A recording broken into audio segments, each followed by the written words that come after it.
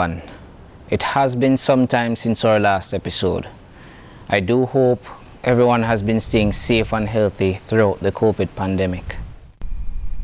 In our last episode, we showed modifications done to the bonnet, the dashboard, and the electrical work done to the car. Now in this episode, we'll be focusing on our choice of ECU and the first startup for the car. So stay tuned and do enjoy. Alright, so we're here at Sully Motorsports. Sully is going to be the one dealing with my ECU. I'm going to be using a Honda chipped ECU. And so if you have an ECU to be chipped, this is the guy that you link for it. Hey Sully, what's up? Yeah. Alright, so my ECU that there, so? Yeah, this one. Alright then, cool. So what are the things you get done to it now? Alright, in terms of, you know, basically do everything from stock. So you get a 92 to 95 Honda Civic or Honda Integra ECU. Those from the factory from Honda can accept a chip with some soldering work and all of that, as usual. So your setup is basically take it from there. A stock ECU, put in a chipset in it. I don't know if you want to run the boost by gear since it's a turbocharge. Right. But the basis is just to start out with a 92 to 95 OBD1 Honda ECU. And you can do various things from there, sir. Alright, so right now I can look on this board and we see that this is a chip. Yeah. Right, and this is a latch type and you have some that are pushing type.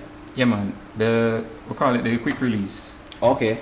So you just have a latch, make it easier for take out and insert the chip.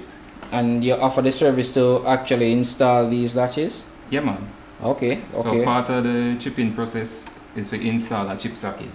Okay. So the chip socket will come either with a latch or just a regular pushing type. So it depends on what the customer wants.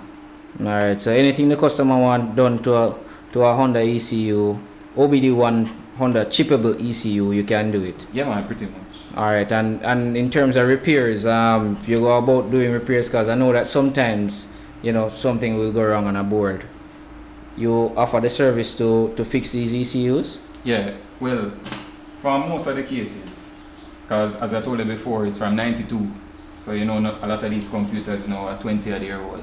Okay. So some of them, the capacitors, them will dry out or capacitors burn. Several little defects them start to show up now because of some old electronics. So it's not everything can be repaired, but most of the cases so far can repair them. Okay, and you have the machinery to also like a simulator to check the ECU to make sure that everything is alright with it? Yeah man, I have a simulator. Can hook up to it just as if it was in a car. Okay. And run diagnostics checks on them. But most of the time I like to just put it in a car. So I like have my Integra here. Okay. I just move from the desk to the car. So you give a more real life test, whereas a simulator is just some light flashing and so. So I use both of them, depends on the case. Oh, so like with the simulator now, if you have a client who and you were not to have a car, you have a client who is in another country or another part of the island because you are based in Portmore. Yeah. Right? They could just send the device to you and wire funds and you run a simulation and repair if needed, and you can send it back to them, right? Yeah man, I do a lot of that over the years. And then recently I start having up a little wall. So yeah man, work with Knutsford. Yeah. So whichever parish. Okay. Yeah man, I'll give you the info and send it to me. And do the repairs, do the chipping, all of the services. And then I'll send it back to the customer with the Knutsford. Yeah man. Alright. But your services don't stop there because, well, I've known you for a couple of years now, and you started out with you know, you've been fooling around with cars for quite some time. So you've also gone into tuning, correct? Yeah. Alright, so Sully will be the one tuning the Charade. Sully Moto, right?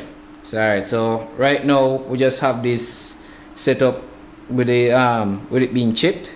I think we're going to go and get the boost by gear parts and put in there, so that we have that as an option. I don't know if we're going to you've done coil and plug and installing Honda pieces onto these ECUs, right? Yeah, man, because basically I say we do all of them. Okay, so anything need to be done to a Honda OBD1 ECU, you can get it done. Because now the latest thing, everybody want to go coil and plug. So I've been doing a lot of that since early part of this year, last year. So it's the same ECU with all of the features. So the latest craze now is to just convert, get rid of the distributor and run coil and plug. So I do that same way. Alright. So ECU finished, you're going to get it thrown in. You're going to get to come over and put on a base map and we can get the car started, right? Yeah, man. Alright then, cool.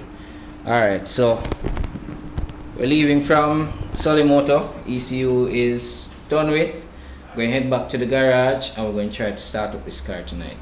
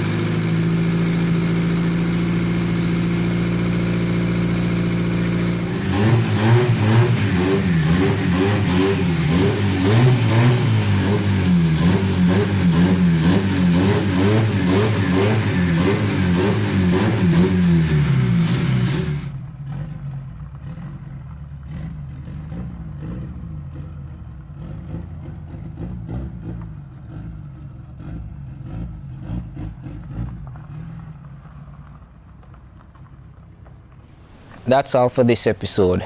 I do hope you enjoyed it. I want to give a huge big up to Drumtech Solutions for finishing up the wiring. Solimoto, as you saw, he did the ECU and we got the car started and moving. And a huge big up also to Tasmanian Motorsports. You know, he's been putting in quite a lot of work on the car and there is more to be done. I'd like to also thank MyPack Logistics, as they've been the one who have made it possible for us shipping in many of our parts. So do stay tuned for the next episode, as there is more to come. Thank you.